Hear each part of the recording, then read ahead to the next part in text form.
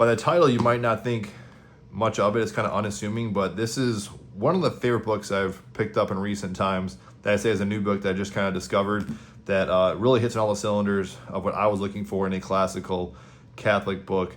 Not just in what is contained, just the actual text, but even just the layout, the style, and of course by the title, as you see here, with some of the pictures that are in here. So what the title of this book is, it is called A Manual of Religion, My Catholic Faith, a Catechism in Pictures.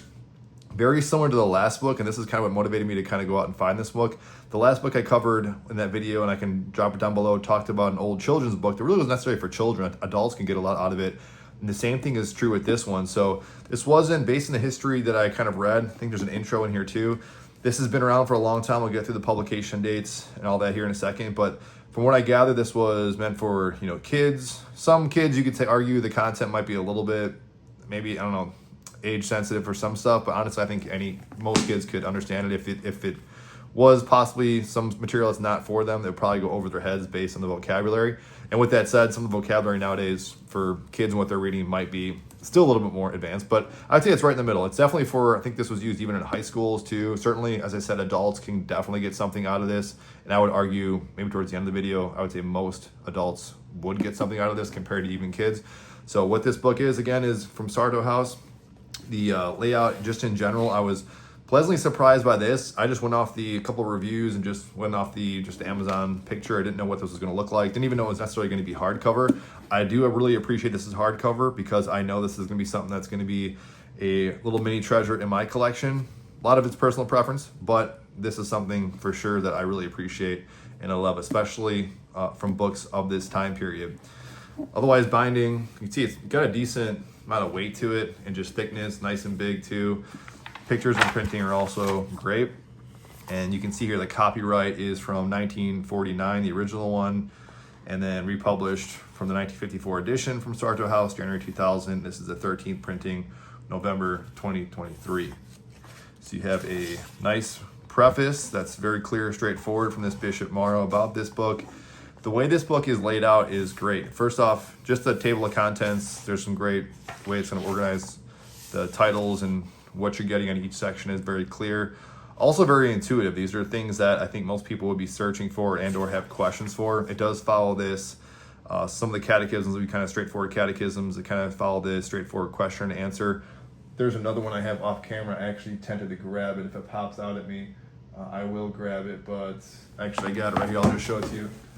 If you do not have this catechism, it's also a great classical one. This one's for adults, and it goes over just the question and answer. Actually, this is probably more simplistic than this one. So this says it's for adults, but I would say this is more intense. Not intense, but just a little more advanced reading, even though it says it's maybe more geared towards some children, or at least that's the history of that.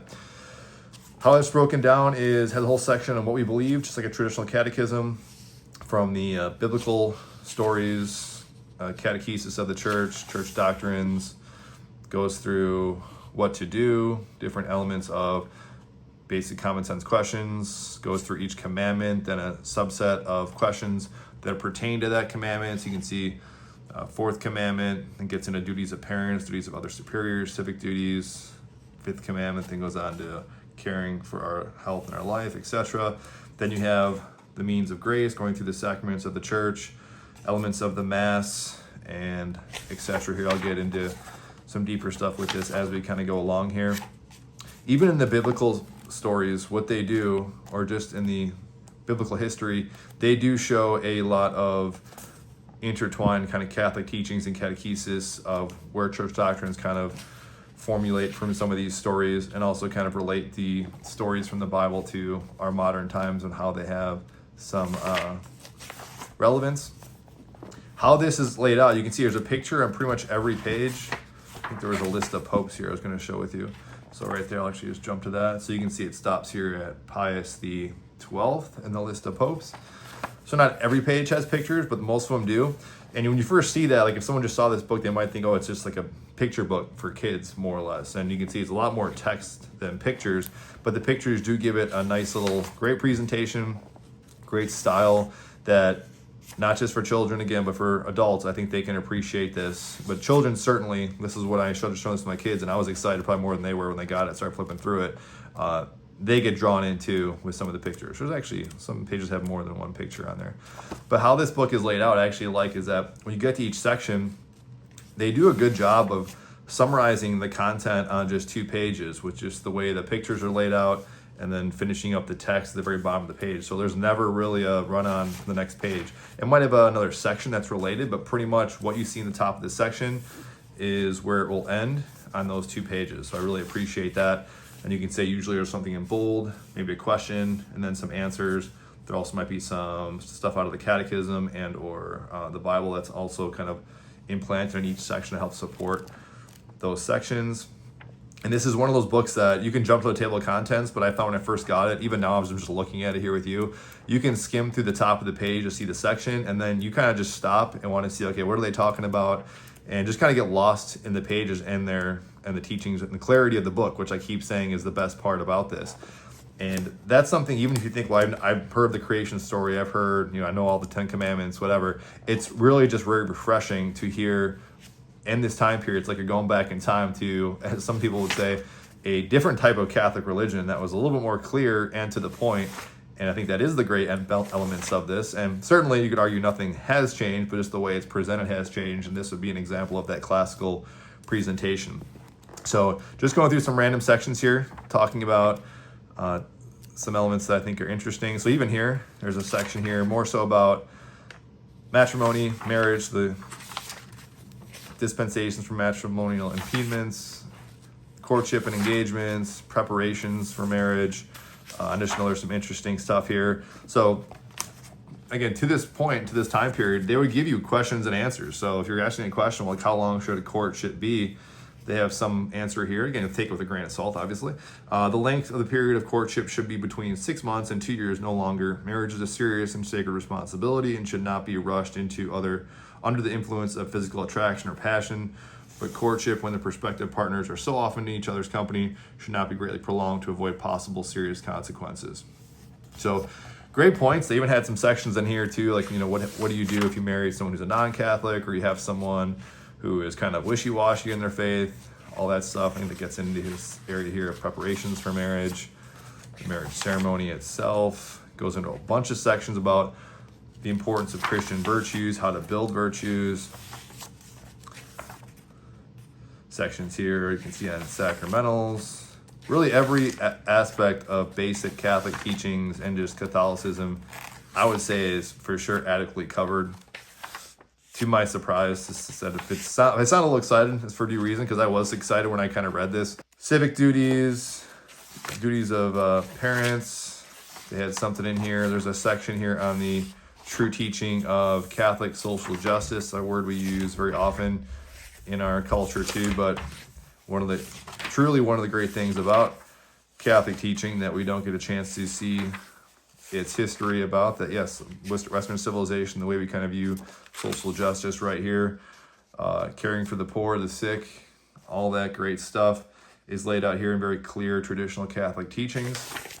Now, if you're jumping here to maybe some more spicier stuff that you would see in modern catechisms, but maybe not to this extent. So right here on part number 70, page 140, we have, starting over before that, even indefectibility of the church, salvation and the Catholic Church, schism and heresy, Protestant churches, the church for every man. It talks about modernism and the idea of just not being your own pope, essentially, and the errors of Protestantism and things of that nature, and calls it out pretty hard, but also I'd say fairly charitable and to the point, because I think even if you're inquisitive, as I always say to the Catholic Church, it's better to be straight to the point and just say what you mean instead of beating around the bush here, which I think is respectable in really any religion. So let's jump here, page 140.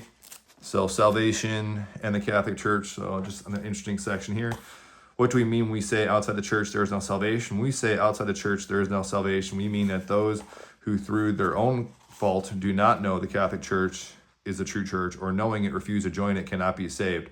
All are obliged to belong to the Catholic Church in order to be saved, etc. And that goes in to say too, that it is not enough to belong to the church. We must also live to the beliefs. Otherwise, our membership will only work to our greater condemnation. Only those Catholics who live according to the teachings of the church will be saved. And it goes on further to say, there are bad Catholics and how you can kind of essentially excommunicate yourself from the church and be removed from the church. Sections here on schism and heresy. Here's the whole section on Protestants and parts of that. Also talks about this section, it's kind of funny, on the section on gates of hell, it gets it into what should the attitude be, what should be the attitude of Catholics towards those who do not belong to the church. And it says Catholics should observe an attitude of understanding towards them because the majority of those who do not belong to the true church are in good faith. Catholic teachings are not easy to understand at first sight. Many Catholic practices require sacrifice. Towards such religion, there is bound to be prejudice. And it goes on to list some examples here. So great book. I mean, I can go on and on and on about what I think the great parts about this book is, but I think you guys can see what I mean. It may or may not be for you. If you're someone who's into like deep theology, this might not be for you, but I think at the very least you could appreciate this and certainly pass along to somebody who just wants a very clear explanation and one that is really easy to access. Arguably, some people might not like the idea that it's kind of maybe how it's dated with some things. As I ironically jump to this beautiful picture here of Our Lady, I think it's hard to argue that some of these pictures, I might have already said this, are pretty timeless. Also, I didn't even jump to this part. Towards the end, you have your classical stuff. Oh, there's an index, but classical prayers, chief feasts of the years. I think it goes through various Catholic virtues. So great stuff. I'll leave it at that. I will link this down below if you guys want to see more information about this book. Highly recommend it to anyone. If you're seeing this, I think you'll know if you like it or if you don't like it, but awesome book. One of the best in its class that I've read recently.